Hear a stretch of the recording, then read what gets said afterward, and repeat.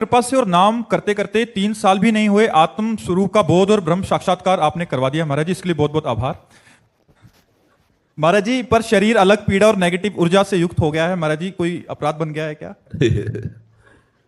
बढ़िया है।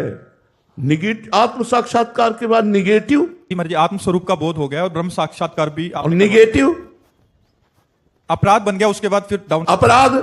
आत्म साक्षात्कार के बाद अपराध निगेटिव कहां बात कर रहे बच्चा?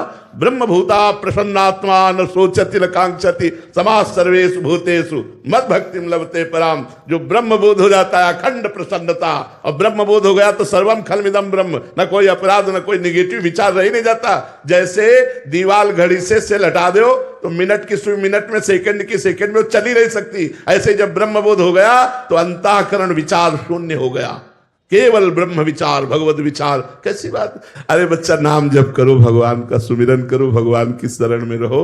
अभी बहुत मंजिल बाकी है, बहुत बड़ी मंजिल है बच्चा, बहुत बड़ी मंजिल है। नाम जप करो, भगवान कृपा करें आपकी बुद्धि शुद्ध रहे, इसी से जीवन आनंदित रहेगा। नाम जप करो। महाराज जी, ब्रह्म साक्षात्कार है क्या महाराज जी? आत्मबोध, स्वरूप का बोध जो इन्होंने लिखा है, वो वास्तविक स्थिति क्या होती है? स्थूल शरीर, सूक्ष्म शरीर और कारण शरीर से राग रहित हो जाना। जैसे हमें इनके शरीर से कोई राग नहीं, ऐसे हमें अपने शरीर से कोई राग नहीं। जैसे इनको पीड़ा होने लगे तो हमको भी पीड़ा होगी दयावश देख के, ऐसे इस शरीर को पीड़ा होगी तो बस उतना ही बोध है जैसे इनको शरीर को पीड़ा होगी। बस शरीर से कोई ममता, शक्ति, अहंकार, कर्तृत्व भाव, भोक्तत्व भाव, ये सब खत्म हो जाता है। अरे ब्रह्म साक्षात्कार, आत्मबोध हो, अरे क्या बात तुम करते हो? आत्मबोध हो गया, मोक्षाधिपति हो गया, कोई साधारण बात है?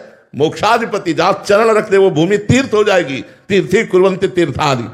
कोई साधारण समझते हो ब्रह्मबोध संपन्न महापुरुष को? ऐसे देखने को कहां मिलते हैं ब्रह्मबोध संपन्न? ऐसे तो मिल जाएंगे, लेकिन ब्रह्मबोध संपन्न देखने को मिल रहे हैं, बहुत कठिन है। आपका ब्रह्म ज्ञान होना कठिन है, फिर ब्रह्म बोध हो जाना है तो और कठिन बात है। आत्म प्रेमी ब्रह्मबोध संपन्न महापुरुष उड़िया बाबा थे। 18-18 घंटा पद्मासन में बैठते थे। 18-18 घंटा जो पद्मासन में बैठे हुए आत्मस्वरूप में स्थित, वो महापुरुष ब्रह्मबोध को प्राप्त हुए। बीच बीच में जो अनुभव होते रहते हैं कि ब्रह्म साक्षात्कार के, वो अरे सब मन है, बहुत चालबाज है यार। ये भगवान भी बल जाता है, ये बेईमान न जाने कहां फंसा देता। आज कहेगा ब्रह्मबोध है, कल भोगों में फंसा देगा। जब तक मन भगवदाकार नहीं होता तो इस धोखेबाज जादूगर मन से बचो।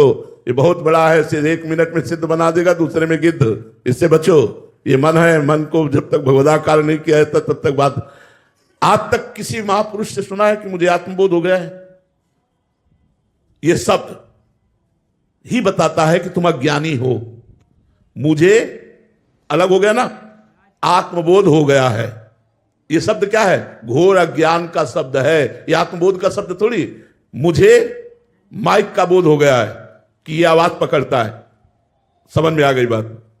लेकिन मुझे आत्मबोध हो गया है तो मुझे एक अलग व्यक्तित्व हुआ ना, आत्मबोध अलग हुआ ना। ये घोर अज्ञान की बात है। आत्मा है कौन? मैं ही तो। यह अज्ञान का शब्द। आज तक कहीं लिखा हो कि किसी महापुरुष ने कहा हो कि मुझे आत्मबोध हो गया, तो बताना। दूसरों ने बताया कि आत्मबोध संपन्न महापुरुष हैं। तो ये सब कलयुग की चाल है। कहीं कोई अभी रास्ता ही नहीं तय हुआ तो अभी ब्रह्मबोध कहां हो जाएगा।